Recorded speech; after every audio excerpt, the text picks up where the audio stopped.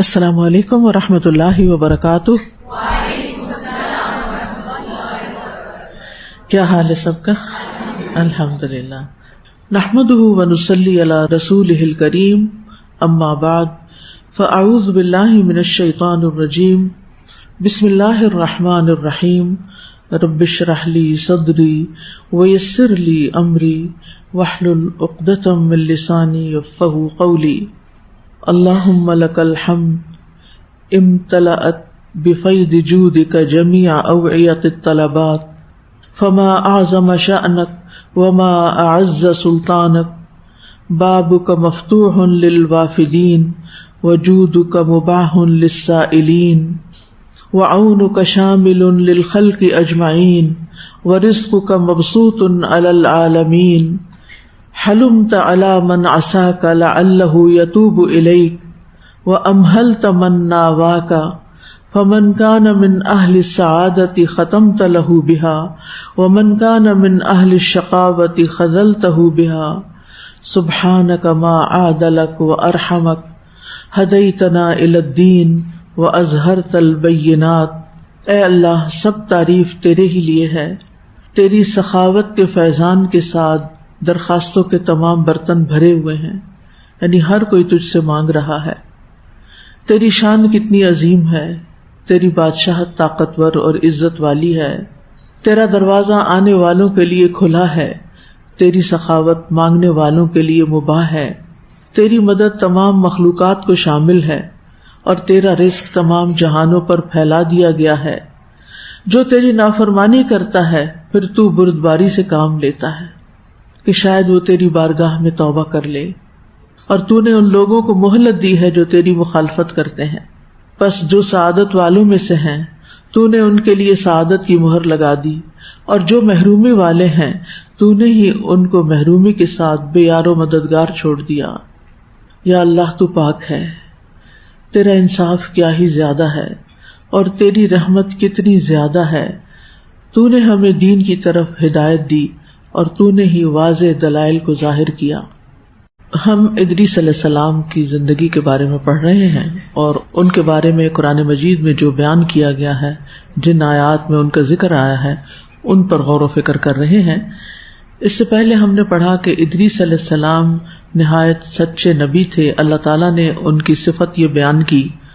اور صدیق وہ شخص ہوتا ہے جو اعتقاد اور قول اور عمل ہر چیز میں سچا ہو، یعنی جو دل میں ہو، اندر اس کا اعتقاد ہو، وہی زبان پر ہو، اور اس کا ہر فعل اور ہر حرکت اور ہر سکون اسی اعتقاد اور قول کے تابع ہو۔ اور صدیقیت کے مختلف درجات ہیں۔ اصل صدیق تو نبی اور رسول ہی ہو سکتے ہیں، اور ہر نبی اور رسول کے لیے صدیق ہونا لازمی وصف ہے، کیونکہ انہوں نے اللہ کا پیغام پہنچانا ہوتا ہے۔ لیکن ہر صدیق کا نبی ہونا لازم نہیں، یعنی ہر صدیق نبی نہیں ہوتا، جبکہ ہر نبی صدیق بھی ہوتا ہے۔ کسی بھی نبی کے علاوہ جو بھی اپنے نبی اور رسول کی اتباع اور پیروی میں سچا ہوگا، سچائی کے ساتھ پیروی کرے گا، وہ بھی صدیق کہلائے گا۔ مریم علیہ السلام کو قرآن مجید میں صدیقہ کا خطاب دیا گیا ہے، حالانکہ وہ نبی نہیں ہے، اور کوئی عورت نبی ہو بھی نہیں سکتی۔ حضرت عائشہ رضی اللہ تعالیٰ عنہا کے لیے بھی صدیقہ کا لفظ ہے، حالانکہ وہ نبی نہیں تھی۔ تو ہمارے دین میں سچائی کی بہت اہمیت ہے۔ تو اللہ سبحانہ وتعالیٰ ادریس علیہ السلام کے بارے میں قرآن مجید میں فرماتے ہیں، تو ادریس علیہ السلام صدیق نبی تھے۔ انعام یافتہ لوگوں میں دوسرا درجہ صدیقین کا ہے، کیونکہ ہمارے دین میں سچائی کی بہت زیادہ اہمیت اور فضیلت بیان کی گئی ہے۔ قرآن مجید میں اللہ تعالیٰ ابراہیم علیہ السلام کے بارے میں بھی یہی فرماتے ہیں سورۃ مریم میں، وَاذْكُرْ فِي الْكِتَابِ إِبْرَاهِيمَ إِنَّهُ كَانَ صِدِّيقًا نَبِيًّا، اور اس کتاب میں ابراہیم کا ذکر کرو، بے شک وہ بہت سچے تھے، نبی تھے۔ یعنی جو الفاظ ادریس علیہ السلام کے لیے آئے ہیں وہی ابراہیم علیہ السلام کے لیے بھی آئے ہیں۔ اسی طرح حضرت مریم کے بارے میں آتا ہے، مل مسیح ابن مریم الا رسول قد خلت من قبلہ الرسل وامہ صدیقہ، مسیح ابن مریم تو ایک رسول ہی ہیں، یقیناً ان سے پہلے کئی رسول گزر چکے ہیں، اور اس کی ماں بہت سچی خاتون تھی۔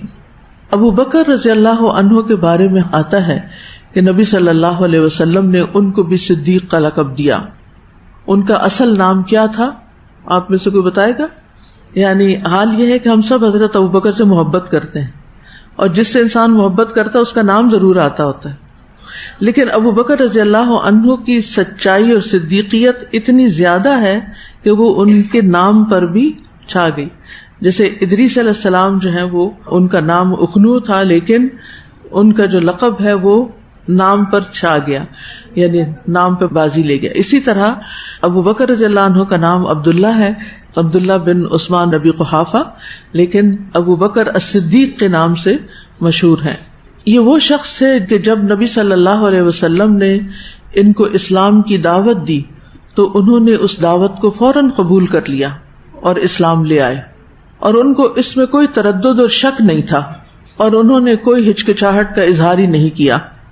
انہوں نے اس وقت نبی صلی اللہ علیہ وسلم کی تصدیق کی جب آپ کی قوم نے آپ کو جھٹلا دیا تھا۔ انہوں نے پھر اسراء اور معراج کے واقعے کے موقع پر بھی آپ کی تصدیق کی تھی، جب لوگوں نے آپ کو جھٹلا دیا اور کہا کہ اے محمد صلی اللہ علیہ وسلم، یہ کیسے ہو سکتا ہے کہ آپ ایک ہی رات میں مکہ سے بیت المقدس جائیں اور پھر واپس بھی لوٹ آئیں، پھر آپ یہ بھی کہتے ہیں کہ میں آسمان پر گیا تھا، تو یہ تو ممکن نہیں۔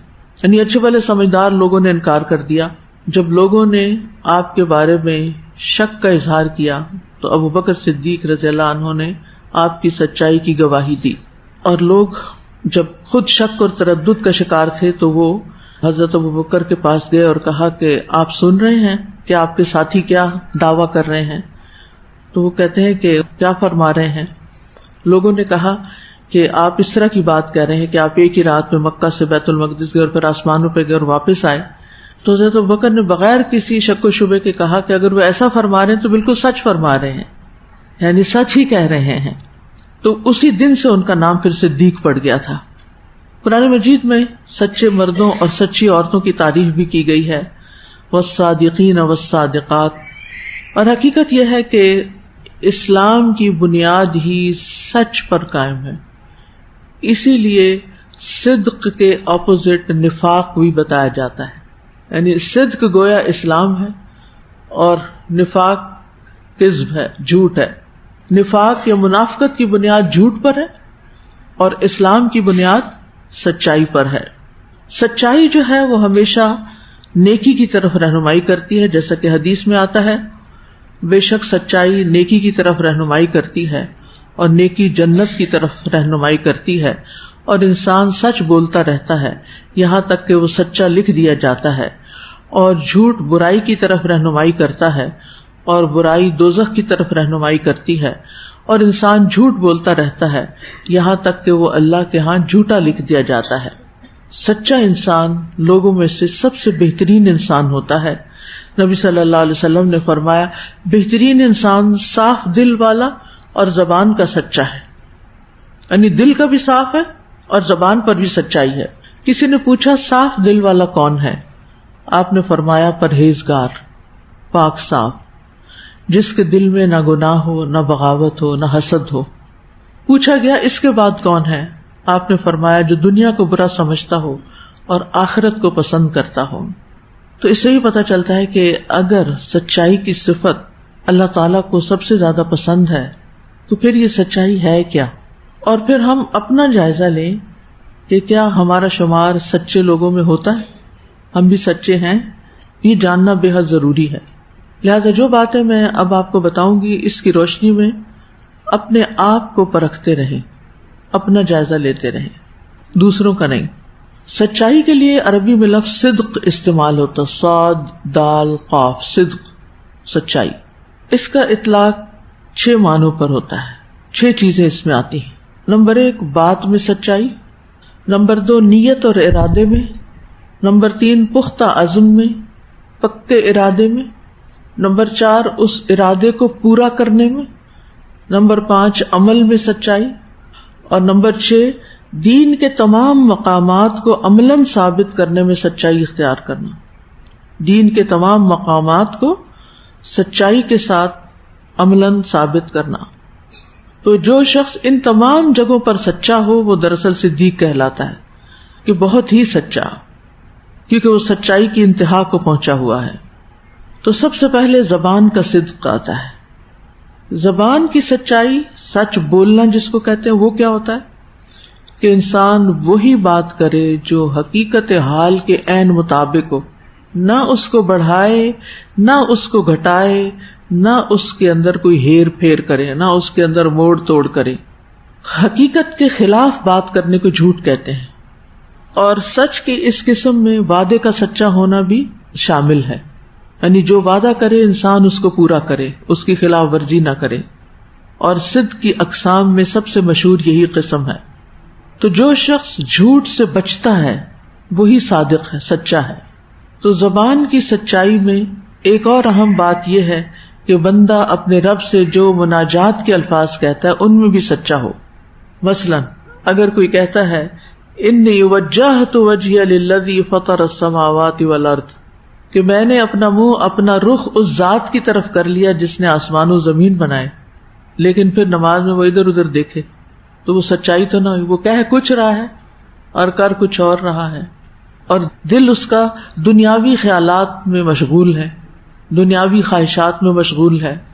اسی طرح اگر زبان سے کہتا ہے ایاک نعبد، صرف تیری ہم عبادت کرتے ہیں، لیکن دل و دماغ میں عبادت کا کوئی شعور ہی نہ ہو، یعنی عبادت کی کیفیت ہی اس کو محسوس نہ ہو. نماز میں کھڑا ہے، کہہ رہا ہے ایاک نعبد و ایاک نستعین، لیکن دھیان اس کا کہیں اور ہے. اصل میں عبادت کون کرتا ہے؟ جس کا دل غیر اللہ سے خالی ہو، محبت الہی میں ڈوبا ہوا ہو، ظاہر و باطن میں وہ اللہ کا فرما بردار ہو. پھر ہے نیت اور ارادے میں صدق. اس کا معنی یہ ہے کہ آدمی کی عبادت اور نیکی کا مقصد صرف اللہ کی خوشنودی ہو، کوئی اور اس میں شریک نہ ہو. اگر اس میں کوئی اور نفسانی غرض شامل ہو گئی تو نیت میں صدق باطل ہو جائے گا.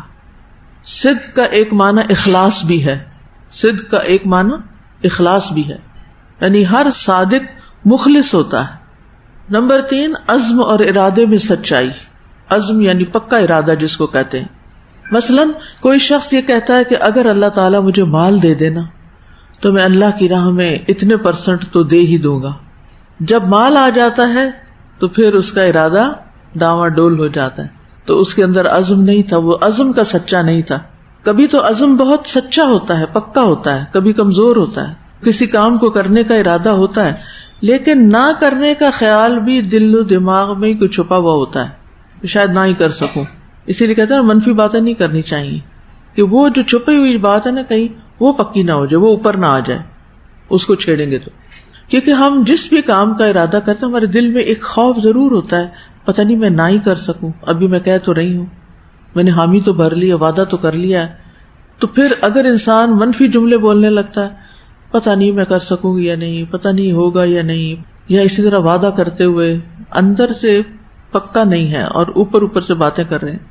تو اس معنی کے اعتبار سے صادق اور صدیق وہ ہے جس کا نیکیوں کا عزم بہت مضبوط ہو، کمزور نہ ہو. نمبر 4، عزم پورا کرنے میں سچا ہونا. ایک ہے عزم کرنے میں اور ایک ہے عزم پورا کرنے میں. یعنی بعض اوقات انسان عزم کرنے میں تو بالکل سچا ہوتا ہے، پکا اس کا ارادہ ہوتا ہے کرنے کا.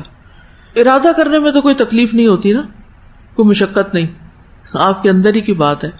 لیکن جب عمل کا وقت آتا ہے تو ایسے شخص کا ارادہ کمزور ہو جاتا ہے، نفس غالب آ جاتا ہے.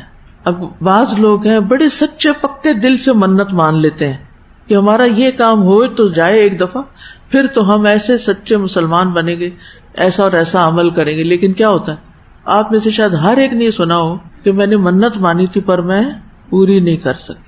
ایگزام میں بھی ہوتا ہے کہ اگر میں پاس ہو جاؤں تو پھر میں اتنے نفل پڑھوں گی، اتنا صدقہ کروں گی، عمرہ کروں گی، فلاں کروں، وہ سب کچھ ہو جاتا ہے، سالوں سال گزر جاتے ہیں اور وہ عمل نہیں کر پاتے جس کا ارادہ کیا تھا. تو صدیق جو ہوتا ہے وہ اپنے عزم اور ارادے پورے کرتا ہے، خلاف ورزی نہیں کرتا اس کی. قرآن مجید میں ایسے لوگوں کی تعریف بیان کی گئی ہے. سورۃ الاحزاب میں آتا ہے من المؤمنین رجال صدقوا ما عاہدوا اللہ علیہ. کچھ وہ مرد ہیں جنہوں نے سچا کر دیا وہ عہد جو انہوں نے اللہ سے کیا تھا. یعنی جو عزم کیا تھا کہ اللہ کی راہ میں جان دیں گے انہوں نے دی، پیچھے نہیں ہٹے۔ نمبر 5 اعمال میں صدق، یعنی جو زبان سے ہم پڑھ رہے ہیں نماز میں مثلاً وہ ہمارے عمل میں بھی ظاہر ہو رہا ہو، نماز کے ظاہری آداب کے ساتھ باطن میں بھی خشوع ہو۔ پھر مقامات دین میں صدق 6 درجہ، یہ سب سے اعلیٰ ہے لیکن بہت نایاب ہے، اس کا تعلق مقامات دین سے ہے، یعنی اللہ کا خوف، اللہ سے امید، دنیا سے بے رغبتی، رضا الہی پہ راضی رہنا، اللہ سے محبت کرنا۔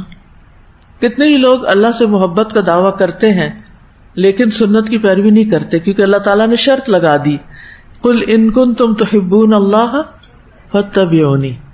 اب وہ اللہ کی محبت کا بھی دعویٰ کر رہے ہیں اور دوسری طرف سنت کی پیروی کی کوئی بھی ان کے اندر خوب نظر نہیں آتی، ہر کام اپنی مرضی کا۔ کتنے لوگ کہتے ہیں ہم اللہ کی رضا پہ راضی ہیں، لیکن جب کوئی فیصلہ زندگی میں ان کی مرضی کے خلاف ہوتا ہے تو پھر ان کی رضا دیکھیے۔ کچھ لوگ کہتے ہیں دنیا سے ہمیں کوئی لینا دینا نہیں، بے رغبت ہیں، لیکن ان کے احوال نہیں کچھ بھی بتاتے کہ وہ دنیا سے بے رغبت ہیں۔ کچھ لوگ کہتے ہیں بس اللہ کا ڈر ہے ہمیں اس لیے ہم یہ نہیں کرتے، لیکن اس کے علاوہ بہت سے غلط کام کر رہے ہوتے ہیں۔ تو حقیقی صادق کون ہے، صدیق کون ہے، جو ان کی حقیقت اور اعلیٰ ترین مرتبے تک پہنچے، اور ابو بکر رضی اللہ عنہ ان میں سب سے اونچا مقام رکھتے ہیں، اسی لیے ان کو کیا کہا جاتا ہے، صدیق اکبر، یعنی صرف صدیق نہیں کہا جاتا بلکہ صدیق اکبر کہا جاتا ہے۔ تو مطلب یہ ہے کہ صرف زبانی دعوے کرنا مطلوب نہیں ہے، بلکہ جو کہہ رہے ہیں وہ کر کے بھی دکھانا چاہیے۔ حسن بصری کہتے ہیں ایمان آرزوؤں اور خود کو تصورات میں آراستہ کرنے کا نام نہیں۔ عربی میں لیس الایمان بالتمنی ولا بالتحلی، تحلی حلیہ سے نا زیور پہننا، آراستہ کرنا۔ ایمان وہ ہے جو دل میں جگہ پکڑے اور اعمال اس کی تصدیق کرے، ولکنہ ما وقر فی القلب وصدقہ العمل، اور نیکی کے کام کرنا دراصل سچے لوگوں کی علامت ہے، ان کی سچائی کی علامت ہے۔ سورۃ البقرہ کی آیت نمبر 177 میں آتا ہے لیس البر ان تولوا وجوہکم قبل المشرق والمغرب، آیت کے آخر تک نیکی یہ نہیں کہ تم اپنے منہ مشرق اور مغرب کی طرف پھیرو، لیکن نیکی اصل اس کی ہے جو اللہ اور یوم آخرت اور فرشتوں اور کتاب اور نبیوں پر ایمان لائے، یعنی ایمان سچا اس کا، اور مال دے اس کی محبت کے باوجود، قرابت داروں، یتیموں، مسکینوں، مسافروں، مانگنے والوں اور گردنیں چھڑانے میں، یہاں صدقات کرے اپنے، اور نماز قائم کرے اور زکوٰۃ دے، اپنے فرائض بھی پورے کرے، اور جو اپنا عہد پورا کرنے والے ہیں جب وہ عہد کرے، یعنی وعدے کا سچا ہو، صادق الوعد، اور خصوصاً جو تنگ دستی اور تکلیف میں اور لڑائی کے وقت صبر کرنے والے ہیں۔ یہی لوگ ہیں جنہوں نے سچ کہا اور یہی بچنے والے ہیں۔ اولئک الذین صدقوا واولئک هم المتقون، یہ لوگ سچے ہیں۔ کون؟ جن کا ایمان بھی درست ہے، اخلاق بھی درست ہے، مالی معاملات بھی درست ہے، وعد وعید بھی سب سچے ہیں ان کے، اور اپنے ارادوں میں سچا ہونا صدیق ہی کی علامت ہے۔ آپ دیکھیے کہ بہقی میں ایک روایت آتی ہے، شداد بن ہاد رضی اللہ عنہ روایت کرتے ہیں کہ ایک اعرابی نبی صلی اللہ علیہ وسلم کی خدمت میں حاضر ہوا اور ایمان لے آیا اور آپ کے ساتھ لگ گیا، پھر کہنے لگا میں آپ کے ساتھ ہجرت کروں گا۔ نبی صلی اللہ علیہ وسلم نے اس کے بارے میں صحابہ کو ہدایت کی۔ جب غزوہ خیبر ہوا اور رسول اللہ صلی اللہ علیہ وسلم کو مال غنیمت ملا، آپ نے تقسیم کیا تو اس کے لیے بھی حصہ مقرر کیا اور اپنے صحابہ کو اس کا حصہ دے دیا کہ یہ وہ شخص جو کہہ رہا تھا کہ میں آپ کے ساتھ ہجرت کروں گا اس کا حصہ ہے۔ وہ ان کے سواری کے جانور چرایا کرتا تھا، یعنی آپ کے ساتھ تھا ہجرت اور جہاد میں، لیکن کام اس کا یہ تھا۔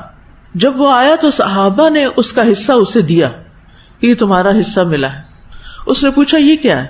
لوگوں نے کہا یہ تمہارا حصہ ہے، رسول اللہ صلی اللہ علیہ وسلم نے تمہیں دیا ہے۔ اس نے وہ لے لیا اور لے کر نبی صلی اللہ علیہ وسلم کی خدمت میں حاضر ہو گیا اور عرض کیا اے محمد صلی اللہ علیہ وسلم یہ کیا ہے؟ آپ نے فرمایا یہ تمہارا حصہ میں نے دیا ہے۔ اس نے عرض کیا میں اس وجہ سے آپ کے ہمراہ نہیں آیا، یعنی میں مال غنیمت لینے نہیں آیا، بلکہ میں نے آپ کی پیروی اس وجہ سے کی کہ میری اس جگہ پر تیر مارا جائے، یعنی حلق کی طرف اشارہ کیا، پھر میرا انتقال ہو جائے اور میں جنت میں داخل ہو جاؤں۔ آپ نے فرمایا اگر تم سچ کہتے ہو تو اللہ تمہاری یہ آرزو بھی پوری کر دے گا۔ پھر کچھ دیر تک لوگ ٹھہرے رہے، اس کے بعد دشمن سے جنگ کرنے کے لیے اٹھے. پھر وقت آ گیا. جنگ کے بعد اسے نبی صلی اللہ علیہ وسلم کے پاس اس حال میں لایا گیا کہ اس کی اسی جگہ پر تیر لگا ہوا تھا جہاں اس نے اشارہ کیا تھا. آپ نے فرمایا کیا یہ وہی ہے؟ لوگوں نے کہا جی ہاں. آپ نے فرمایا اس نے اللہ سے سچ کہا تھا اور اللہ نے بھی اس کی تمنا پوری کر دی. ہم میں سے بہت سے لوگ شہادت کی تمنا رکھتے ہیں لیکن سچی تمنا نہیں ہوتی. کئی لوگ مدینہ میں مرنے کی تمنا رکھتے ہیں لیکن پھر مدینہ جاتے بھی نہیں ڈر کے مارے. تو اپنے ارادوں میں اور باتوں میں سچا ہونا جو ہے وہ عمل سے ثابت ہوتا ہے. پھر نبی صلی اللہ علیہ وسلم نے اپنے جبے میں اسے کفن دیا اور اسے سامنے رکھ کے اس کی نماز جنازہ پڑھائی. تو آپ کی دعا میں لوگوں نے سنا، آپ فرما رہے تھے یا اللہ یہ تیرا بندہ ہے، تیرے راستے میں ہجرت کر کے نکلا ہے اور شہید ہو گیا ہے، میں اس پہ گواہ ہوں کہ یہ سچا تھا. پھر اسی طرح اپنے وعدوں میں سچا ہونا. صحیح بخاری کی روایت ہے، انس بن مالک روایت کرتے ہیں کہ میرے چچا انس بن نضر جنگ بدر میں شریک نہ ہو سکے تھے. تو انہوں نے عرض کیا یا رسول اللہ، سب سے پہلی جنگ جو آپ نے مشرکین سے کی ہے میں اس میں شریک نہیں تھا. اگر اللہ مجھے مشرکوں کی جنگ اب دکھا دے تو بے شک اللہ آپ کو ضرور دکھا دے گا کہ میں کیا کروں گا. جب جنگ احد کا دن آیا اور مسلمانوں نے فرار کیا تو انہوں نے کہا اے اللہ میں تجھ سے اس حرکت کا عذر کرتا ہوں، یعنی حضرت انس بن نضر نے، اے اللہ میں تجھ سے اس حرکت کا عذر کرتا ہوں جو ان مسلمانوں نے کی، یعنی بھاگے میدان جنگ سے، اور میں تیرے سامنے برات کا اظہار کرتا ہوں کہ میں ان میں شامل نہیں، اس حرکت سے جو ان مشرکین نے کی اور جب وہ آگے بڑھے. اچھا، انہوں نے جو برات کا اظہار کیا نا وہ مشرکین کی حرکت سے کیا. تو سعد بن معاذ ان سے ملے، انہوں نے کہا اے سعد، قسم ہے نظر کے رب کی جنت قریب ہے، مجھے احد کی طرف سے جنت کی خوشبو آ رہی ہے. سعد کہا کرتے تھے یا رسول اللہ، جو انس نے کر دیا میں اس کی استطاعت نہیں رکھتا. انس کہتے ہیں ہم نے اپنے چچا کو میدان جنگ میں اس طرح مقتول پایا کہ ان کے جسم پر 80 سے زیادہ تلوار اور نیزوں اور تیروں کے نشان تھے، یعنی زخم تھے. مشرکین نے ان کا مسلح بھی کر دیا، یعنی ناک کان سب کچھ کاٹ دیا. ان کی بہن کے سوا کسی نے ان کو نہیں پہچانا، انہوں نے ان کی انگلیوں سے ان کو پہچانا، بھائی کو. انس بن مالک کہتے تھے ہمیں خیال ہوتا ہے کہ یہ آیت ان جیسے مسلمانوں کے لیے نازل ہوئی، من المؤمنین رجال صدقوا ما عاہدوا اللہ علیہ، مومنوں میں سے کچھ لوگ ایسے ہیں جنہوں نے اللہ سے کیے ہوئے وعدے کو سچا کر دکھایا. اسی طرح اپنی عام باتوں میں سچا ہونا وہ بھی انسان کو جنت کی طرف لے جاتا ہے. ایک اعرابی بکھرے بالوں کے ساتھ رسول اللہ صلی اللہ علیہ وسلم کی خدمت میں حاضر ہوا. اس نے پوچھا اللہ کے رسول بتائیے مجھ پر اللہ نے کتنی نمازیں فرض کی؟ آپ نے فرمایا 5، اور یہ کہ اپنی طرف سے نفل پڑھ لو. پھر اس نے کہا بتائیے مجھ پر اللہ نے کتنے روزے فرض کیے ہیں؟ آپ نے فرمایا رمضان کے مہینے کے، اور یہ بات ہے کہ تم خود اپنے طور پر کچھ نفلی روزے بھی رکھ لو، یعنی اور بھی عبادت کر لو. پھر اس نے پوچھا کہ اللہ نے زکوٰۃ مجھ پر کس طرح فرض کی ہے؟ اس پر رسول اللہ صلی اللہ علیہ وسلم نے اسے کچھ باتیں اور بتائیں شرائع اسلام کی. اس عرابی نے کہا اس ذات کی قسم جس نے آپ کو عزت دی، نہ میں اس سے جو اللہ نے مجھ پہ فرض کر دیا کچھ بڑھاؤں گا نہ گھٹاؤں گا. اس پر رسول اللہ صلی اللہ علیہ وسلم نے فرمایا اگر اس نے سچ کہا تو یہ فلاح پا گیا، اگر اس نے سچ کہا تو یہ جنت میں چلا جائے گا. یعنی جو وعدہ کر رہا ہے اگر اس نے پورا کر دیا تو پھر جنت اس کے لیے ہے. اسی طرح ہم دیکھتے ہیں کہ قرآن مجید میں سچائی یا صدق کے 5 اوصاف بیان کیے گئے ہیں. نمبر 1 مدخل صدق و مخرج صدق.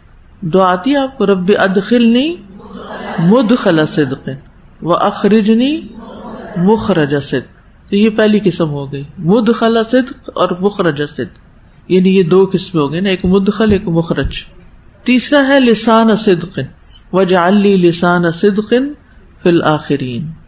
چوتھی ہے قدم صدق وبشر الذین آمنوا ان لہم قدم صدق عند ربہم. جو لوگ ایمان لائے انہیں بشارت دے دیجئے کہ یقیناً ان کے لیے ان کے رب کے ہاں سچا مرتبہ ہے. تو سچائی کے قدم سے مراد اللہ کا ثواب اور بلند مرتبہ ہے جسے وہ سچائی پہ قائم ہونے کی صورت میں پائیں گے. پھر ہے مقعد صدق ان المتقین فی جنات ونہر فی مقعد صدق عند ملیک مقتدر. یعنی آخرت میں صدق کی مجلس میں ہوگی، یعنی سچائی کی مجلس کا جہاں تک تعلق ہے تو وہ قابل عزت مجلس ہے. اور انہی لوگوں کے لیے ہوگی جو دنیا میں سچائی پر قائم ہوتے ہیں. تو سچائی کے مدخل اور مخرج کیا ہیں؟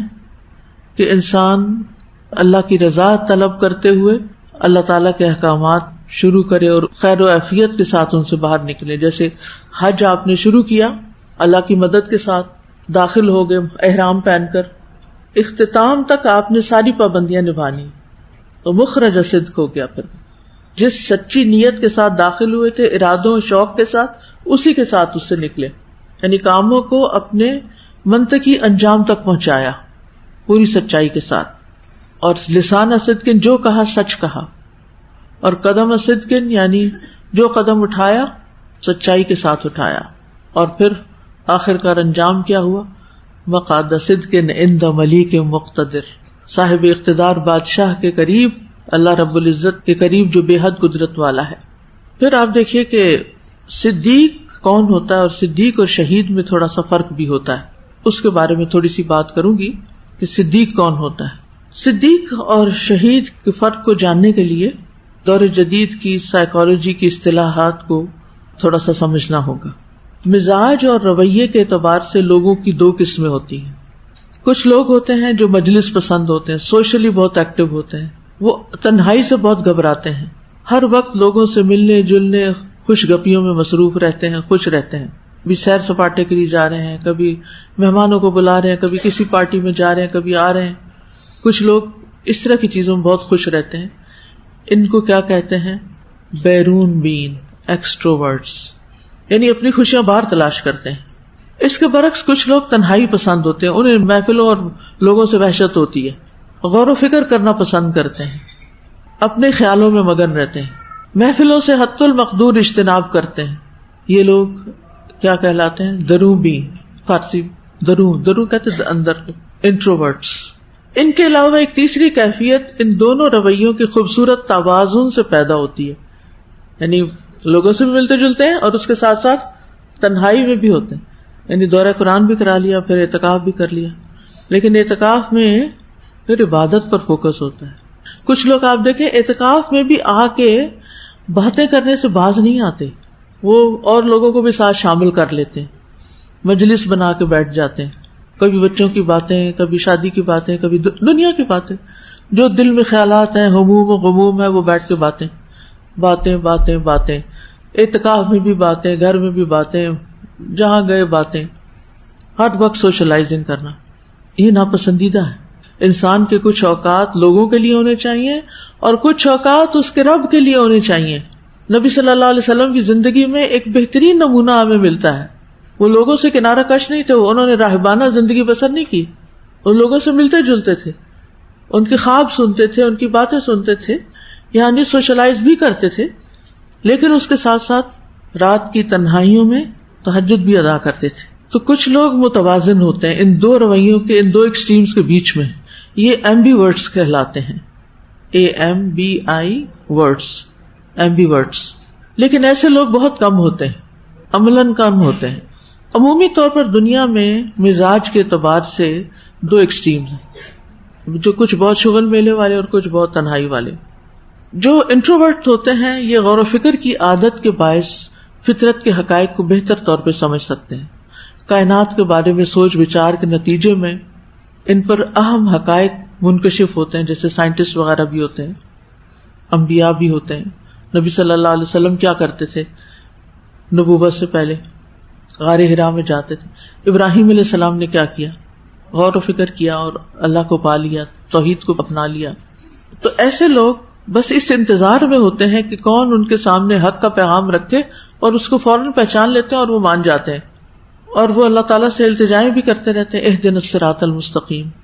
تو یہ لوگ دراصل صدیقین ہوتے ہیں، جو کہہ رہے ہوتے ہیں وہ سچ کہہ رہے ہوتے ہیں. اور جب ان کو کوئی الہامی دعوت پہنچتی ہے، جیسے نبی صلی اللہ علیہ وسلم نے اسلام کی دعوت دی کس کو؟ اپنے لوگوں کو. تو ابو بکر صدیق رضی اللہ تعالیٰ عنہ نے فوراً قبول کر لی. وہ صدیق تھے نا، سچائی کی تلاش میں تھے، سچائی سامنے نظر آئی، دیر ہی نہیں لگائی. کچھ لوگ سچے ہوتے، سچائی پسند کرتے ہیں، اور جہاں سچائی دیکھتے ہیں اس کو پکڑ لیتے ہیں، اس کو لے لیتے ہیں. رسول اللہ صلی اللہ علیہ وسلم نے فرمایا کہ میں نے جس کے سامنے بھی ایمان کی دعوت پیش کی، اس نے کچھ نہ کچھ توقف ضرور کیا، سوائے ابو بکر کے یعنی ایک لمحے کی بھی دیر نہیں لگائی اور دعوت پہ ایسے لبیک کہا جیسے وہ انتظار میں بیٹھے ہو. اسی طرح حضرت علی رضی اللہ عنہ کی مثال ملتی ہے کہ جب آپ نے کہا کہ میرا ساتھ کون دے گا تو وہ اٹھ کھڑے ہو، پھر پوچھا تو پھر وہی اٹھ کھڑے، حالانکہ وہ بچے تھے. اتنی جلدی سچائی کو اختیار کر دیا.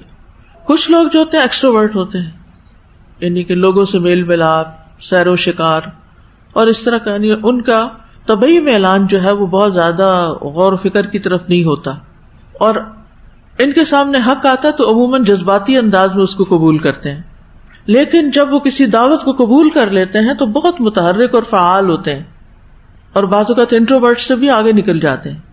آپ دیکھیے کہ نبی صلی اللہ علیہ وسلم کی دعوت کو حضرت ابوبکر نے ایک لمحے میں قبول کر لیا. حضرت حمزہ رضی اللہ عنہ جو آپ کے چچا تھے انہیں 6 سال لگے. حضرت عمر بنو عدی میں سے تھے، آپ کی رشتہ داری نہیں تھی لیکن ان کو بھی ٹائم لگا. حضرت حمزہ تو آپ کے سگے چچا اور دودھ شریک بھائی بھی تھے، بچپن میں آپ کے ساتھ کھیلے تھے، آپ سے بہت محبت کرتے تھے. اس ساری محبت کے باوجود انہیں اسلام کی طرف آنے میں 6 سال لگے، کیونکہ انہوں نے بہت سنجیدگی سے اس پر غور ہی نہیں کیا، اور جب ایمان لائے تو ایک حادثے کے نتیجے میں. تو بہرحال جو انٹروورٹس ہوتے ہیں یہ صدیقین، اور جو ایکسٹروورٹس ہوتے ہیں وہ عموماً شہداء ہوتے ہیں. حضرت حمزہ بھی شہید ہوئے، حضرت عمر بھی شہید ہوئے. یعنی یہ مزاج کا فرق ہوتا ہے، اس میں کوئی خامی کمی کی بات نہیں بتائی جا رہی، مزاج کا فرق ہوتا ہے.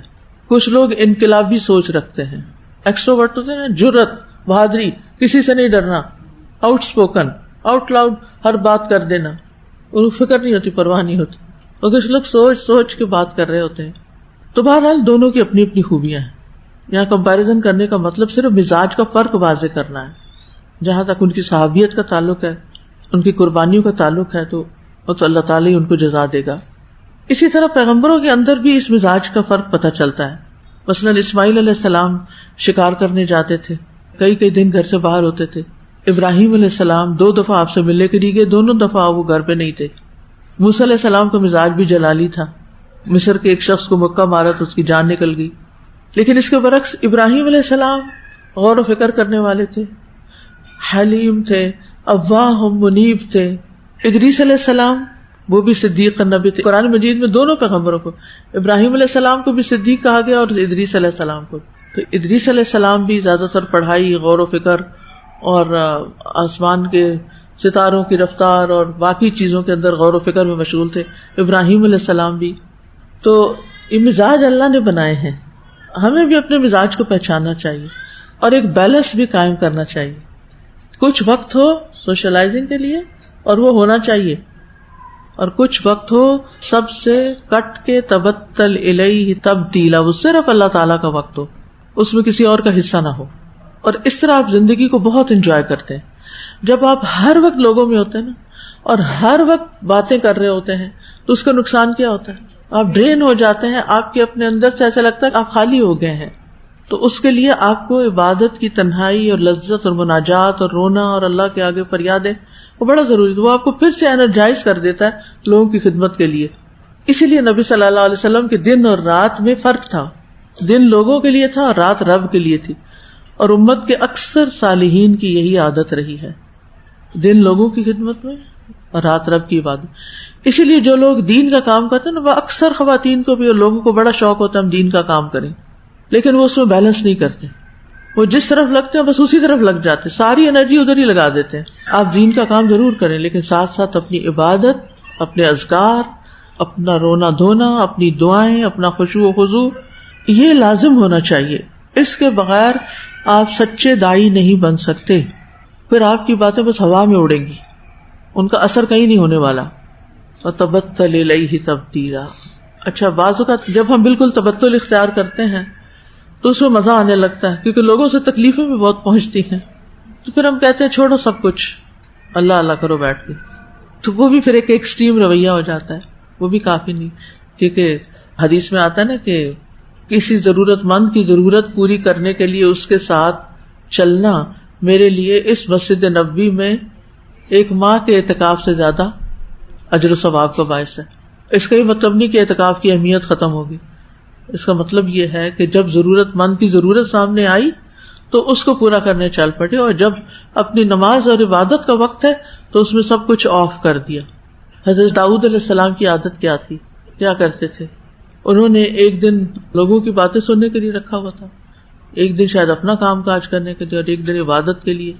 اسی طرح نبی صلی اللہ علیہ وسلم روزے رکھتے بھی تھے اور نہیں بھی رکھتے تھے، رات کی عبادت بھی کرتے تھے اور سوتے بھی تھے۔ اصل کام جو کرنے کا ہے نا، وہ اپنے آپ کو ایکسٹریم رویوں سے بچانے کا، کہ جدھر لگے بس ادھر ہی لگ گئے، اعتدال، توازن، تاکہ آپ کو اپنی کمٹمنٹس پوری کرنے کا موقع مل جائے۔ آپ نے دیکھا ہوگا نیکی کے کتنے ہی خیالات صرف نماز میں آتے ہیں۔ آپ کا پتہ ہی تجربہ کیا ہے، یعنی نماز میں انسان کھڑا ہوتا ہے جتنے بھی یکسوئی کے ساتھ، لیکن اچانک اس کو خیال آ جاتا ہے اچھا فلاں نیکی کا کام کر لو، اس سے پہلے وہ خیال آیا ہی نہیں ہوتا، نہ اس کے بعد آتا ہے۔ تو آپ کو ایک چمک سی ملتی ہے، ایک رہنمائی ملتی ہے، آپ نماز پڑھ کے اٹھتے ہیں، آپ جاتے ہیں، نوٹ کر لیتے ہیں کہ میں نے یہ کام کرنا ہے۔ تو شاید یہ یکسوئی کا حکم اسی لیے دیا گیا کیونکہ ہم جب رش میں ہوتے ہیں، لوگوں کے ساتھ ملے، تو ہم سوچتے نہیں، نہ اپنے بارے میں سوچتے ہیں نہ لوگوں کے بارے میں سوچتے ہیں کہ کس کو کیا ضرورت ہے۔ تو لوگوں کی ضرورتیں اللہ ہمارے دل میں ڈال دیتا ہے، اس طرف توجہ کرو، ایسا کر لو، ویسا کر لو، یعنی یوں لگتا ہے جیسے ایک الہامی سی کیفیت ہو جاتی ہے بعض اوقات کہ یہ بات پہلے کیوں نہیں خیال آئی مجھے۔ تو یہ بھی اس وقت ہوتا ہے جب آپ بالکل توجہ اور خاموشی کے ساتھ، یکسوئی کے ساتھ اللہ کی عبادت میں مصروف ہوتے ہیں۔ سچائی کو سمجھنے کے لیے جھوٹ کو جاننا بھی ضروری ہے۔ جھوٹ ایسی چیز کے بارے میں خبر دینا ہے جو خلاف حقیقت ہو، چاہے قول سے ہو یا فعل سے ہو۔ اگر کوئی کہنے والا کہے آج کیا دن ہے، اور آپ کہیں کہ آج منڈے ہے، حالانکہ منڈے نہیں، آج کیا ہے، ٹیوزڈے، اور آپ بے سوچے سمجھے کہہ دیتے منڈے ہے، نہیں، پہلے سوچیں پھر بتائیں، مس لیڈ نہ کریں۔ تو یہ خلاف حقیقت بات ہے کہ آج منڈے نہیں ہے، آج ٹیوزڈے۔ تو منافق جو ہوتا ہے وہ جھوٹا ہوتا ہے، کیونکہ وہ ظاہر کرتا ہے وہ مسلمان ہے، حالانکہ وہ دل سے مسلمان نہیں ہوتا، اس کو اسلام سے محبت نہیں، اسلام پر وہ راضی ہی نہیں۔ کچھ مسلمان ایسے ہیں نا جو مسلمان پیدا ہو گئے، نام مسلمانوں والا، لیکن انہیں اپنے اسلام سے کوئی رغبت نہیں، خوشی نہیں، ان کے لیے مسلمان ہونا یا نہ ہونا برابر ہے۔ تو بہرحال صدق اور نفاق اپوزٹ، اس نفاق کا دوسرا نام جھوٹ ہے، کیونکہ منافق جھوٹا ہوتا ہے، اس کی بنیاد ہی جھوٹ پر ہے۔ اور جھوٹ کا تعلق بھی زبان سے بھی ہوتا ہے اور اعضاء سے بھی ہوتا ہے، یعنی بات بھی جھوٹی ہو سکتی ہے اور عمل میں بھی جھوٹ ہوتا ہے۔ مثلا منافق لوگوں کو دکھانے کے لیے نماز پڑھتا ہے، حالانکہ وہ اصل میں نہیں پڑھ رہا ہوتا، تو یہ کیا ہو گیا؟ لوگوں کو دکھانے کے لیے روزے رکھنا، صدقہ کرنا، حج کرنا وغیرہ وغیرہ۔ جھوٹ بولنا جو یہ حرام کاموں میں سے، کبیرہ گناہوں میں سے ہے۔ جو شخص مسلسل جھوٹ بولتا ہے اللہ کے ہاں جھوٹا لکھ لیا جاتا ہے، اس کا نام ہی جھوٹوں کی لسٹ میں آ جاتا ہے۔ اور جھوٹ کے بھی کئی درکات ہیں، جھوٹ کے درکات، درک کہتے ہیں گڑھے کو، نیچے جو کھڈے ہیں۔ سب سے کم درجے کا گڑھا بھی سنگین ہے، اور وہ ہے جو لوگوں پر جھوٹ بولے سوائے نبی صلی اللہ علیہ وسلم، لوگوں کے بارے میں جھوٹی بات کہنا۔ اور سب سے سنگین جھوٹ اللہ پر، اس کے رسول پر جھوٹ بولنا ہے، جس کی سزا بھی بڑی سخت ہے۔ اللہ پر جھوٹ بولنا کیا ہے؟ شرک کرنا۔ اور نبی صلی اللہ علیہ وسلم پر جھوٹ بولنا کیسا ہے؟ آپ سے غلط بات منسوب کرنا۔ تو بہرحال جھوٹ جو ہے وہ ایک ناپسندیدہ چیز ہے۔ لوگوں کو ہنسانے کے لیے، تجسس دینے کے لیے جھوٹ بولنا بھی جھوٹ بولنا ہے۔ مثلاً ایک کام آپ نے کرنا نہیں، لیکن دوسروں کو کہہ رہے ہیں شاید میں یہ کام کروں، حالانکہ آپ کے بس میں ہی نہیں کرنا، تو یہ بھی جھوٹ ہوتا ہے۔ پہلے جھوٹ بول کے پھر کہتے ہیں ہم تو مذاق کر رہے تھے، حالانکہ دل میں نہیں ہوتی نا وہ بات۔ تو جھوٹ بولنے کے بہت نقصانات ہیں۔ اللہ تعالیٰ فرماتے ہیں وَتَحْسَبُونَهُ هَيِّنًا وَهُوَ عِندَ اللَّهِ عَظِيمٌ، تم اسے معمولی بات سمجھتے تھے، حالانکہ اللہ کے نزدیک وہ بہت سنگین بات تھی۔ جب حضرت عائشہ پر جھوٹا بہتان لگا تھا، یہ لعنت والا کام ہے۔ ان لعنت اللہ علیہ ان کان من الکاذبین، بے شک اس پہ اللہ کی لعنت ہو اگر وہ جھوٹوں میں سے ہو۔ حضرت عائشہ کہتی ہیں کہ جھوٹ سے بڑھ کر کوئی عادت رسول اللہ صلی اللہ علیہ وسلم کے نزدیک، اور ایک روایت میں آتا ہے کہ رسول اللہ صلی اللہ علیہ وسلم کے صحابہ کے نزدیک نفرت اور بغض والی نہ تھی۔ اور کوئی شخص آپ کے سامنے جھوٹ بولتا تو آپ کا رویہ اس کے بارے میں بدلا رہتا، حتیٰ کہ معلوم ہو جاتا کہ اس نے توبہ کر لی، اور یہ ایمان کے منافی صفت ہے۔ ابو بکر رضی اللہ عنہ نے فرمایا اے لوگوں جھوٹ سے اپنے آپ کو بچاؤ، کیونکہ جھوٹ ایمان سے الگ ہے، اور پھر یہ منافقت کی علامت ہے۔ 4 عادتیں جس کسی میں ہوں وہ خالص منافق ہے، اور ان میں سے ایک عادت بھی ہو تو اتنا ہی نفاق ہے جب تک چھوڑ نہ دے۔ جب اسے امین بنایا جائے تو خیانت کرے، بات کرے تو جھوٹ بولے، عہد کرے تو پورا نہ کرے، کسی سے لڑے تو بد کلامی کرے، بدتمیزی کرے، گالی وغیرہ دے. جھوٹ بولنے والا اگرچہ عبادت کرے پھر بھی منافق ہے. فرمایا منافق کی 3 نشانیاں ہیں، خواہ وہ نماز پڑھتا ہو، روزہ رکھتا ہو اور اپنے آپ کو مسلمان سمجھتا ہو. جب بات کرے تو جھوٹ بولے، جب وعدہ کرے تو وعدہ خلافی کرے، اور جب امانت رکھوائی جائے تو خیانت کرے. یعنی اگر کسی نے کسی خاص کام کے لیے کوئی مال دیا ہے تو اس کو وہاں استعمال نہ کرے، کچھ اور کر لے. کوئی چیز رکھوائی ہے اس کے پاس تو اس کی حفاظت نہ کرے. کوئی بات کہی ہے تو اس راز کو راز نہ رکھے. ایک اور روایت میں آتا ہے 3 خصلتیں جس میں وہ منافق ہے، اگرچہ روزہ رکھے، نماز کرے اور حج اور عمرہ کرے پھر بھی منافق ہے، اور یہ کہے کہ میں مسلمان ہوں. اور وہ کیا خصلتیں؟ بات کرے تو جھوٹ بولے، وعدہ پورا نہ کرے، امانت دی جائے تو خیانت کرے. پھر حدیث میں آتا ہے کہ کسی دل میں جھوٹ اور سچ اکٹھے نہیں ہو سکتے. اسی طرح بچوں سے بھی ایسا وعدہ نہ کیا جائے جو پورا نہ کرنا ہو. صحیح بخاری کے مطابق جو شخص جھوٹی بات کرنا اور اس پر عمل کرنا اور جہالت کی باتوں کو نہیں چھوڑتا، اللہ کو اس کی کوئی ضرورت نہیں کہ وہ اپنا کھانا اور پینا چھوڑ دے. ایسے بندے کا روزہ بھی قبول نہیں. پھر یہ کہ جھوٹ بے برکتی کا باعث ہے. اگر کوئی اپنی تجارت میں جھوٹ بولتا ہے تو اس کی برکت ختم ہو جائے گی. یہ ایسا گناہ ہے جس کی سزا دنیا میں بھی ملتی ہے اور آخرت میں تو ملے گی ہی. قطع رحمی، خیانت اور جھوٹ. مرنے کے بعد کیا سزا ہے؟ رسول اللہ صلی اللہ علیہ وسلم نے فرمایا، میں نے آج رات ایک خواب دیکھا، 2 آدمی میرے پاس آئے، انہوں نے میرے ہاتھ تھام لیے اور مجھے ارض مقدس کی طرف لے گئے اور وہاں سے مجھے عالم بالا کی سیر کرائی. وہاں دیکھتا ہوں کہ ایک شخص تو بیٹھا ہوا ہے اور ایک شخص کھڑا ہے. اس کے ہاتھ میں لوہے کا آنکڑا تھا جسے وہ بیٹھنے والے کے جبڑے میں ڈال کے اس کے سر کے پیچھے تک چیر دیتا، ایسے کاٹ کے، پھر دوسرے جبڑے کے ساتھ بھی اسی طرح کرتا. اس دوران اس کا پہلا جبڑا صحیح حالت پہ آتا، پھر وہ پہلے کو کاٹتا، پھر جب تک دوسرا جڑ جاتا پھر دوسرے کو، اور اس کے ساتھ یہی ہو رہا تھا. میں نے پوچھا یہ کیا ہو رہا ہے؟ انہوں نے کہا جو تم نے دیکھا اس آدمی کا جبڑا لوہے کے آنکڑے سے پھاڑا جا رہا تھا، وہ جھوٹا آدمی تھا جو جھوٹی باتیں کرتا تھا. اس سے وہ جھوٹی باتیں دوسرے لوگ سنتے، اس طرح ایک جھوٹی بات دور دور تک پھیل جاتی، اسے قیامت تک یہی عذاب ہوتا رہے گا. مطلب میڈیا کا جھوٹ، اخباری جھوٹ، ریڈیو کا جھوٹ، ٹی وی کا جھوٹ، یہ ایسے جھوٹ ہیں جو ساری کائنات میں گردش کرتے ہیں. تو یہ صرف برزخ میں عذاب نہیں بلکہ قیامت کے دن تک اس کو یہ عذاب ملتا رہے گا. اس لیے جو لوگ ان فیلڈز میں کام کرتے ہیں ان کو بہت زیادہ کیئرفل ہونے کی ضرورت ہے. اور قیامت کے دن بھی اللہ تعالیٰ جب چاہے گا، جو چاہے گا، جیسے چاہے گا عذاب دے گا. قیامت کے دن اللہ تعالیٰ 3 لوگوں سے بات نہیں کریں گے: احسان جتانے والا، جھوٹی قسم کھا کے سامان فروخت کرنے والا، اور تہبند کو ٹخنوں سے نیچے لٹکانے والا. جھوٹے لوگ قیامت کے دن بھی جھوٹ بولیں گے اور کہیں گے اللہ کی قسم جو ہمارا رب ہے ہم شرک کرنے والے نہیں تھے. لیکن ان کی سخت رسوائی ہوگی. قیامت کے دن کفار اور منافقین کو علل اعلان سامنے لایا جائے گا لوگوں کے، اور کہا جائے گا یہ وہ لوگ ہیں جنہوں نے اللہ پہ جھوٹ باندھا تھا، یہ جھوٹے لوگ ہیں. اتنی بے عزتی ہوگی ان کی. لہٰذا بے حد ضروری ہے کہ ہم اپنا جائزہ لیں کہ ہم اپنی روزمرہ کی زندگی، یہ تو قرآن و حدیث کی روشنی میں آپ نے سچائی اور جھوٹ کے بارے میں اپنی معلومات کو تازہ کر لیا، اپنے آپ کو دیکھ لیا اس میں. اب تھوڑا سا اپنا ذاتی جائزہ لیں. ہم نے صدق کی ڈیفینیشن کیا پڑھی ہے کہ قول، فعل اور ارادے میں مکمل ہم آہنگی اور مطابقت، اور پھر یہ روش زندگی میں استوار بھی رہے، بار بار ایفرٹ کرتے رہیں، کیونکہ اس کا درجہ بہت اونچا ہے. یہ سارے انبیاء کو نصیب ہوا ہے.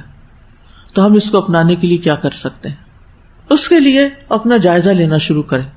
سب سے پہلے اپنے بولے ہوئے جملوں میں اپنی نیت کا جائزہ لیں کہ جو آپ کہہ رہے ہیں وہ آپ کے دل میں ہے، جو آپ منہ سے کہہ رہے ہیں وہ واقعی دل میں ہے. مثلا ایک چھوٹا سا جملہ آپ کسی کو کہتے ہیں، کوئی آپ کے گھر آیا تو آپ کہتے ہیں چائے پی کے جائیں، کھانا کھا کے جائیں، حالانکہ آپ کے دل میں ذرا بھی ارادہ نہیں یا خوشی نہیں کہ آپ چائے ان کو پلائیں یا کھانا کھلائیں. صرف لپ سروس کر رہے ہیں، زبان سے باتیں کر رہے ہیں. اندر سے پتہ ہوتا ہے کہ چائے کی پتی بھی گھر میں نہیں ہے اور کھانا تو بنا ہی نہیں ہے، اور ہم دوسرے سے کہہ رہے ہیں چائے پی کے جائیں، اور اندر ہی اندر کہہ رہے ہیں کہ رک نہ جائیں کہیں. آپ سے مل کے بہت خوشی ہوئی، بہت اچھا لگا.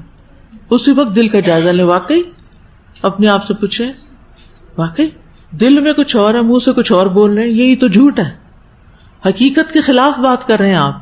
لیکن ہم اس کو اتنی اہمیت ہی نہیں دیتے. اب اگر کوئی آفر قبول کر لیتا کہ چلے چائے پی کے جاتے ہیں، بیٹھ ہی جاتے ہیں، تو پھر کچن میں آ کے منہ پہ سلوٹیں اور جو کوئی ہے اس کی ڈانٹ ڈپٹ اور انہی کے خلاف باتیں بھی. کیا مصیبت ہے، ایک تو روز آ جاتے ہیں اور ذرا سی آفر کر تو بیٹھ ہی جاتے ہیں. اللہ اکبر، کیا اخلاق ہے. ایک اور منافقت، وہاں کچھ اور چہرہ تھا، یہاں آ کے کچھ اور، دو چہروں والے. تو ہم وہ کیوں کہتے ہیں جو کرنا نہیں چاہتے؟ لما تقولون ما لا تفعلون. مثلا آپ یہ کہہ سکتے ہیں کہ آپ رک جائیں تو اچھا ہے، ابھی کھانا تو نہیں بنا لیکن آپ رکیں تو میں جلدی سے بنا لوں گی. تو وہ دوسرا کو پتہ چل جائے گا کہ میں اتنا انتظار کر سکتا ہوں یا نہیں کر سکتا، وہ بھی اپنی راہ لے گا. اچھا بعض اوقات ہم کہتے ہیں بس چائے رکھی ہوئی ہے، حالانکہ کوئی رکھی نہیں ہوتی، بس 2 منٹ میں چائے آ رہی ہے، آپ رک جائیں، آپ چائے پی کے جائیں. آپ یقین کریں بعض اوقات لوگ 15 منٹ، آدھا گھنٹہ پھر لگا دیتے ہیں اس چائے کے بنانے میں اور پینے میں، جو وقت ضائع ہوتا ہے. یعنی یہ میرے فرسٹ ہینڈ ایکسپیرینس ہے. کوئی اگر نہیں پکی ہوئی، نہیں بنی ہوئی، تو ایسی محبت کے اظہار کا، ایسی آفر کا کیا مقصد ہے؟ دوسرے کا وقت قیمتی ہے.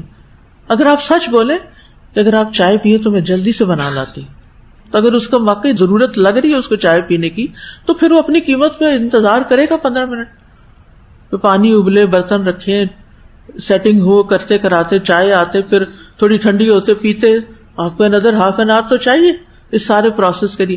اگر آپ کے اگلے اسکیڈول میں ہاف این آور کا مارجن ہے، آفر قبول کر لیں، نہیں تو معذرت کر لیں کہ نہیں اگر بنی ہوتی تو میں پی لیتی، لیکن اب میرے پاس وقت نہیں.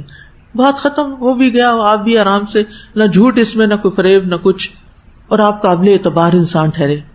پھر اسی طرح جب بھی کسی کو مثلاً کچھ آفر کریں تو اپنے آپ سے پوچھیں کہ اصل میں میری نیت کیا ہے؟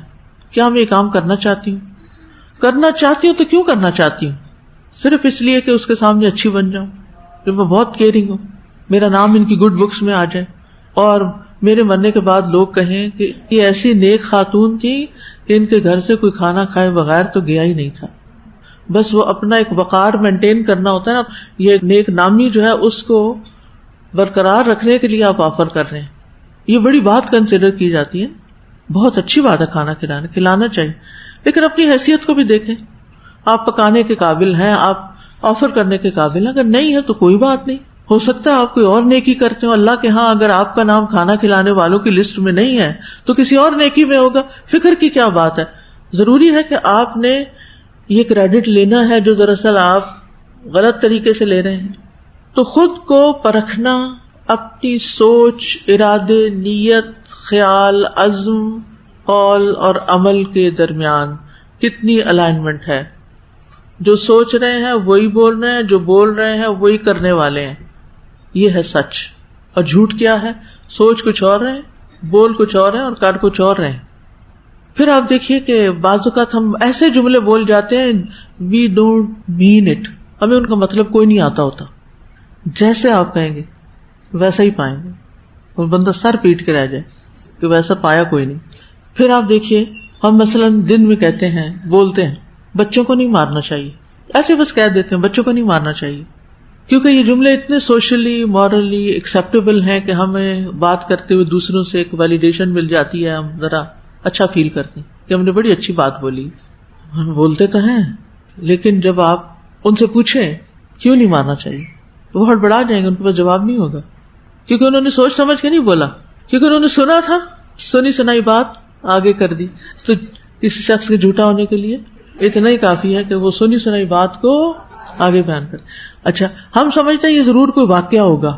یہ روزمرہ کے جملے بھی ہوتے ہیں جو ہم نے ڈائلاگ سنے ہوئے ہوتے ہیں نا، کہیں کسی اسکالر کی اسپیچ سے کچھ پکڑ لیا، کسی ایکٹریس یا ایکٹر کی کوئی ڈائلاگ پکڑ لیا، کہیں کوئی بات اقوال زرین کی پڑھ لی، پھر بے سوچے سمجھے کوٹ کیا. مطلب تو جانو کیا ہے؟ نہیں پتا. یہ کیا ہے؟ ایسا کر کیوں رہے؟ پھر سوال ہے کیوں کر رہی ہوں یہ تو بڑے بڑے ڈائلاگ بولنے کی ضرورت مجھے کیا ہے؟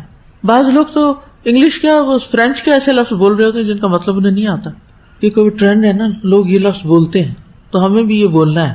اور اتنی زحمت نہیں کی کہ کہیں سے مطلب پتہ کر رہے ہیں، اس کا تو وقت ہی نہیں ہے.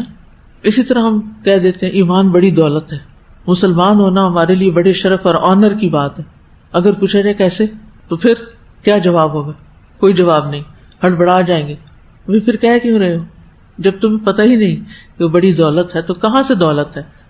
دولت تو تم دنیا کے سونے چاندی کو سمجھتے ہو، اور کیا ایمان کو دولت رہے؟ اس کا یہ مطلب نہیں کہنا نہیں چاہیے، اس کا مطلب یہ ہے کہ کہنے سے پہلے اس پہ ذرا غور بھی کر لینا چاہیے. اگر یہ غور و فکر شروع ہو جائے تو ہماری باتیں کتنی کم ہو جائیں، اور بڑی بڑی حکمت کی باتیں اور بڑی بڑی نصیحتیں یہ تو گنگے ہی ہو جائیں ہم، کیونکہ ہمارا دل ساتھ نہیں دے رہا ہوتا نا، تو پھر زبان کیوں ہلائے جا رہے ہیں؟ سچے ہو جائیں. بعض لوگ کہتے ہیں اگر ہم مسلمان نہ ہوتے تو ہمیں جنت و جہنم کا پتہ ہی نہ ہوتا. اگر کسی کو پوچھا جائے کہ جنت و جہنم کا پتہ چلانا کیوں ضروری ہے، یعنی کیوں پتہ چلانا چاہتے ہیں، جنت و جہنم کو کیوں جاننا چاہتے ہیں، تو اس وقت رک کے سوچیں گے، اس سے پہلے نہیں سوچا ہوگا. گویا دوسرے لفظوں میں سوچ سمجھ کے کام نہیں لیتے. پچھلے دنوں کسی نے ایک بڑا فل اسکیپ 4 صفحوں کا خط دیا، مجھے تو کوئی سمجھ نہیں آئی کہ مقصود کیا ہے اس میں. کوئی ادھر کی بات، کوئی ادھر کی، کوئی آسمان کی، کوئی زمین کی، کوئی آسمان زمین میں اس میں استعمال کر رہی ہوں میٹافوریکلی.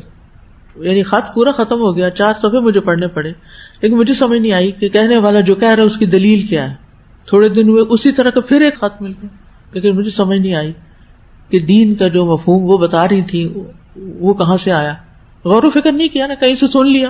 ایک ہوتا نا اپنا مطالعہ، اور نام بھی نہیں لکھا ہو، مطلب مجھے پتا بھی نہیں کون ہے، ورنہ میں بلاؤں بٹھاؤں قرآن سامنے رکھوں کہ آپ جو قرآن کی تشریح کر رہی ہیں یہ ذرا مجھے صرف اس کے لفظوں سے بتا دیں کہاں سے یہ باتیں آئیں. تو کچھ لوگ صرف سنی سنائی باتیں کر رہے ہوتے ہیں، کہیں سے کوئی جذباتی سی اسپیچ سن لی، کہیں سے کوئی من گھڑت سی قسم کی بات دین کے بارے میں سن لی، اور پھر اس کے اوپر بنیاد بنا کے ایک نیا فلسفہ گھڑ لیا. اپنی ہر بات کی دلیل اور بنیاد قرآن و سنت کو بنائیں، صرف اسکالرز کے لیکچرز کو نہیں بنائیں. دلائل لائیں، غور کریں، کوشچن کریں، کیوں، وائی، کیسے. کیا صحابہ کی زندگی میں یہ سب تھا؟ انہوں نے دین کا یہی مفہوم لیا تھا، یا دین اسی لیے نازل ہوا؟ پیغمبروں کی دعوت کیا تھی؟ پیغمبروں نے جب لوگوں کو اللہ کی طرف بلایا تو سب سے پہلے کس چیز کی دعوت دی؟ اور پھر عبادت کا مفہوم کیا ہے، اور عبادت میں کیا کیا چیزیں شامل ہیں؟ آپ سارے دین کا نقشہ ہی بدلنا چاہتے ہیں، اور آپ حدیثوں کا مذاق اڑاتے ہیں.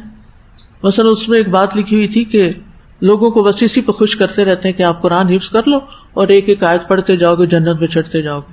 کیا یہ جھوٹ ہے؟ کیا یہ غلط ہے؟ یہ نبی صلی اللہ علیہ وسلم نے فرمایا، اور یہ بالکل سچی بات ہے. اور جن چیزوں کی خوشخبریاں ہمارے رسول نے ہمیں دی ہیں، کیا ہم وہ خوشخبری کسی کو نہ سنائیں؟ یا ہم لوگوں کو لوریاں سنا رہے ہیں، یا کوئی جھوٹی باتیں بتا رہے ہیں؟ اگر ایک بات ایسے کہی گئی ہے تو جو بچہ حفظ کرنا چاہتا ہے یہ کر رہا ہے، یا جنہوں نے نہیں بھی کیا ان کے اندر بھی شوق پیدا کرنے کے لیے، کیونکہ قرآن سے تعلق جوڑنے والا بدبخت نہیں رہتا، وہ کسی نہ کسی درجے کہیں نہ کہیں اس کی برکت اس کی زندگی میں ظاہر ہو. تو اسی طرح کی اور باتیں، یعنی دین کے وہ مصدقہ چیزیں، ان کا مذاق اڑانا اور اپنے نئے فلسفے گھڑ کے دین کے اندر شامل کرنا، یہ دین کی خدمت نہیں ہے. اسی طرح ہم کہتے ہیں بڑا دل چاہتا ہے فلسطینیوں کی مدد کریں. اچھا، بڑا دل چاہتا ہے سیرین مہاجرین کی مدد کریں. کیوں بولتے ہیں؟ وہ ایسا نہیں کہ ہم نے کچھ کرنا ہوتا ہے، پریکٹیکلی کچھ نہیں کرنا ہوتا، صرف اس لیے کہ وہ ٹرینڈی ہے. دنیا میں ایسی نیوز پھیلی ہوئی ہیں ان کے اوپر ظلم و ستم کی یا مشکلات کی، کہ ہم سمجھتے ہیں کہ اگر ہم صرف زبان سے ایسے مشورے ہی دے دیں گے تو یہ بھی کافی ہو جائے گا اور لوگوں میں پسندیدہ بن جائیں گے. اسی طرح بعض اوقات کہتے ہیں کہ فلاں عورت بہت نیڈی ہے، اس کی مدد کرنی چاہیے. تو اگر پوچھا جائے آپ کیا مدد کر سکتے ہیں تو کیا جواب ہوگا؟ اصل میں ہمارا ہاتھ ابھی بہت تنگ ہے تو ذرا مشکل ہے. اچھا، تو کسی رشتے دار کے پاس بھیج دیں، کسی کو کہہ دیں کوئی اور مدد کر دے. بس وہ یہ ہے کہ مصروفیت بہت ہے، وہ شوہر مائنڈ کرتے ہیں اگر میں کچھ ایسی چیزوں میں حصہ لوں. اچھا، تو پھر کوئی اس کا مسئلہ ہی سن لیں، میرا خیال ابھی تو ممکن نہیں. تو پھر ہم ایسی باتیں کیوں کر رہے ہیں کہ فلاں کی مدد کرنی چاہیے اور فلاں، یعنی ہم صرف دوسروں سے چاہتے ہیں کہ وہ کر دیں، یا یہ ہم کہتے ہیں کہ میں یہ کرنا چاہتی ہوں بس مجھ سے ہوتا نہیں. بھائی نہیں ہوتا تو پھر چپ رہو، آپ دوسروں کے آگے کیوں رونا رو رہے ہیں؟ اور جو کرنا ہے وہ اٹھ کے کر لیں. تو بعض اوقات ہم صرف بات برائے بات کر رہے ہوتے ہیں، اس کے پیچھے نہ ہماری کسی کچھ ایکشن کی ہماری نیت ہوتی ہے، نہ ہی کسی مظلوم کی کوئی ہمدردی دل میں ہوتی ہے. بس بول دیا جملہ، اور میں یہ سیکھنا چاہتی ہوں، میرا بہت دل چاہتا ہے کہ میں حدیث کورس کر لوں مثلا، لیکن کوئی دور پار ارادے نہیں ہے، صرف تمنائیں اور آرزویں اور وشفل تھنکنگ. قرآن میں صرف وشفل تھنکنگ کے بارے میں کیا کہا گیا کہ اس کا کیا فائدہ ہوگا؟ امانی، تمنائیں، آرزویں. بس اگر آپ کا ارادہ سچا ہوگا تو اللہ تعالیٰ آپ کے لیے رستہ بنا دے گا، کوئی راہ کھل جائے گی. تو جو بھی کچھ ہم کر رہے ہوں تو پوچھا کریں اپنے آپ سے، کچھ کہہ رہے ہیں کیوں کہا، کیوں کہہ رہی ہوں، کیا واقعی میں کچھ کر رہی ہوں اس کے لیے، پھر کیا کچھ کرنا چاہتی ہوں، میری نیت کیا ہے. پھر اسی طرح اپنی کمٹمنٹس کا جائزہ لیں. یعنی بعض اوقات ہم ایک بات کمٹ کر لیتے ہیں، میں یہ کام کروں گی، جب کام کا وقت آیا تو غائب ہو گئے، جب پوچھا گیا یا خود سے گلٹ فیل ہوئی تو پھر بہانے کہ میں ذرا بیمار ہو گئی تھی، میں کرنا چاہ بھی رہی تھی لیکن بس وہ طبیعت خراب ہو گئی، وہ اصل میں بچے نہیں کرنے دے رہے تھے، وہ شوہر نے منع کر دیا، وہ فلاں ہو گیا فلاں ہو گیا، بہانوں پہ بہانے. تو ایسی بات کرنی نہیں چاہیے تھی. جب آپ کو پتا ہے اپنے گھر کے حالات، اپنے شوہر کے حالات پتا ہے، آپ کمٹمنٹ نہ کریں، اپنا نام مت لکھوائیں ایسے والنٹیئرز میں کہ جن کو یہ پتہ ہی نہیں کہ انہوں نے کرنا بھی ہے کہ نہیں. کیونکہ بعض لوگوں کی کمٹمنٹ پر پھر انسان کو انیشیٹو لے لیتا ہے. اس کی مثال ایسی ہے جیسے یہ ٹیبل اٹھانا ہے، میں کہوں کون کون اٹھائے گا، 4 لوگ ہاتھ کھڑا کر دیں اور آئے 3، چوتھا کیوں نہیں آیا، وہ میری کمر میں درد ہو رہا ہے، 3 کیسے اٹھائیں، تو چوتھا ہوگا تو پورا اٹھے گا، نہیں تو اس کے ٹوٹنے کا اندیشہ ہے. تو پھر آپ خود نہیں آ سکتے تھے، کسی اور کو بھجوا دیتے تاکہ دوسرے نے وہ جو 3 کو بلا لیا تھا ان کا وقت تو نہ ضائع ہوتا. کیونکہ ہم آرام کے ساتھ اتنے آرام سے کہہ دیتے ہیں وہ میری طبیعت خراب ہو گئی تھی، وہ بچے کی طبیعت خراب ہو گئی تھی، وہ بھائی لینے آ گیا تھا، وہ فلانا ہو گیا تھا، چھوٹی موٹی باتیں کر کے، اور یہ بھول جاتے ہیں کہ اگلے کا وقت کا کتنا بڑا نقصان کیا. یعنی سب سے زیادہ تو جو جرم ہے نا بڑا، وہ کسی کا وقت ضائع کرنا ہے فضول باتوں میں اور جھوٹے وعدوں میں. اور بعض اوقات واقعی اتنی کوئی ایسی خرابی نہیں ہوتی طبیعت کی کہ ہم وہ کام نہ کر سکیں، ہم صرف ایک عذر تلاش کر لیتے ہیں. تو ساری دنیا کو ہم راضی کر سکتے ہیں لیکن اپنے اندر کے گلٹ کو پھر کیسے مٹائیں گے. اسی طرح جب ایمان کی دولت کی بات کرتے ہیں تو پھر جب جھوٹ بولتے ہیں تو وہ دولت کہاں جاتی ہے، وہ کیوں نہیں استعمال ہوتی یہاں. پھر اسی طرح جب چیٹنگ کرتے ہیں یا دھوکہ دیتے ہیں کسی کو یا رشوت دیتے ہیں تو وہ پھر ایمان کہاں جاتا ہے. تو سچ کیا ہے؟ قول، فعل اور نیت میں موافقت. قول، فعل اور نیت میں موافقت.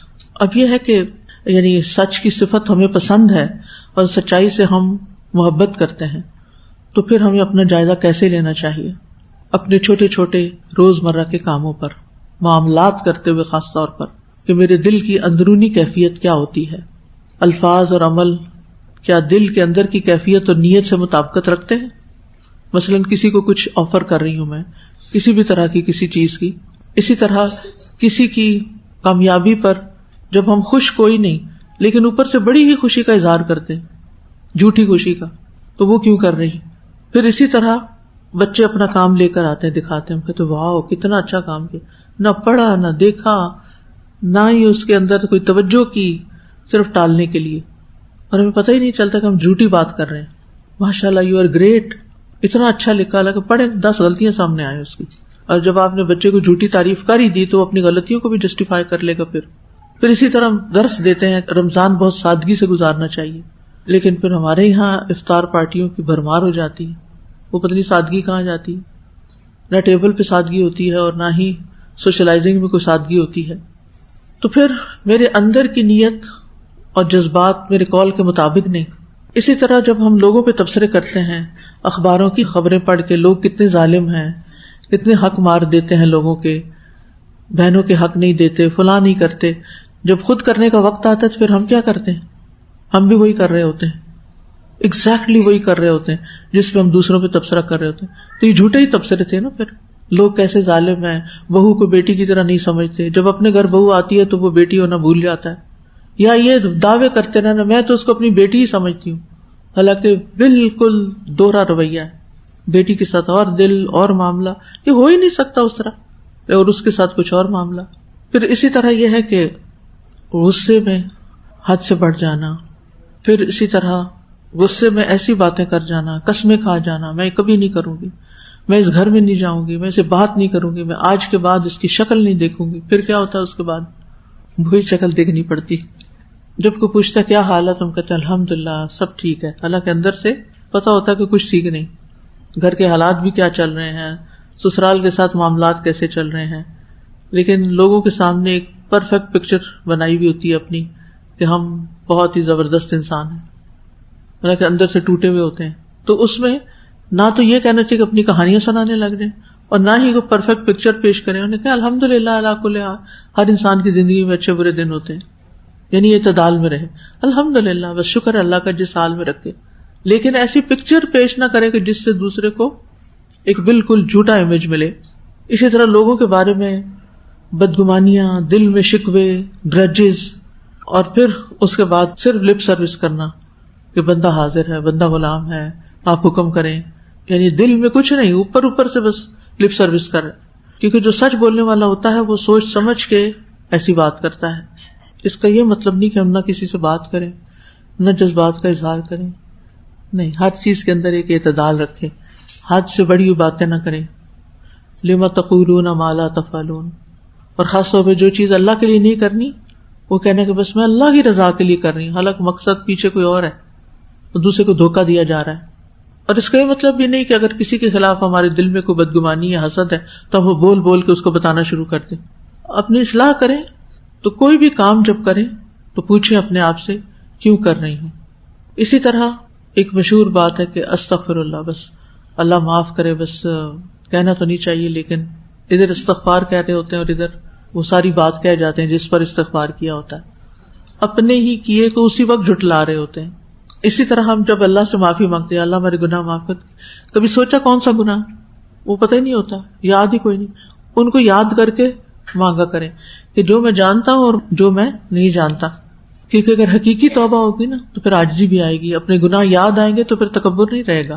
تو دعا کرتے ہوئے سوچیں کہ وہ جو میں نے غیبت کر دی تھی، وہ جو میں نے کسی کا دل توڑ دیا، وہ جو میں نے کسی کو نیچا دکھانے کے لیے جملہ بولا، وہ میں نے جو کسی کی حق تلفی کی، وہ جو کسی کا مال مارا، وہ جو کسی کی چیز اٹھائی ہوئی، وہ جو کبھی کوئی چیٹنگ کی ایگزام میں یا ویسے کی کسی کے ساتھ، تو یہ باتیں سوچ کے استغفار کریں. تو اللہ تعالیٰ سے دعا کرنی چاہیے کہ اللہ ہمیں سچا بنا دے اور سچائی کے ساتھ کسی جگہ پر داخل ہوں اور سچائی کے ساتھ ہی نکلیں. رب ادخلنی مدخل صدق واخرجنی مخرج صدق واجعل لی من لدنک سلطانا نصیرا اور واجعل لی لسان صدق فی الآخرین اور ولسانا صادقا. وہ جو دعا ہے طویل. یا رب العالمین یا ارحم الراحمین، ہم سب کو سچی زبان عطا فرما، ارادوں کی سچائی عطا فرما، قول اور عمل کی سچائی عطا فرما. یا اللہ جھوٹ کو ہماری زندگی سے نکال دے. یا اللہ ہمیں سچے لوگوں کا ساتھ عطا فرما. یا رب العالمین ہمیں جھوٹ کی قباحت اور شناعت کو محسوس کرنے کی توفیق. یا رب العالمین ہمیں سچا بنا دے. یا اللہ ہمیں سچائی سے محبت کرنے والا بنا دے. یا رب العالمین جو کچھ ہم پڑھیں ہم اس پر عمل کرنے والے ہوں.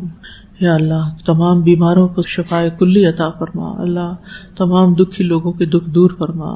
اللہ ہمیں اس طریقے پر زندگی بسر کرنے کی توفیق دے جو تجھے پسند ہو. اللہم وفقنا لما تحب وترضى. ربنا تقبل منا ربنا تقبل منا ربنا تقبل منا انك انت السميع. وآخر دعوانا ان الحمد للہ رب العالمین. سبحانک اللہم وبحمدک اشہد ان لا الہ الا انت استغفرک واتوب الیک. السلام علیکم ورحمۃ اللہ وبرکاتہ.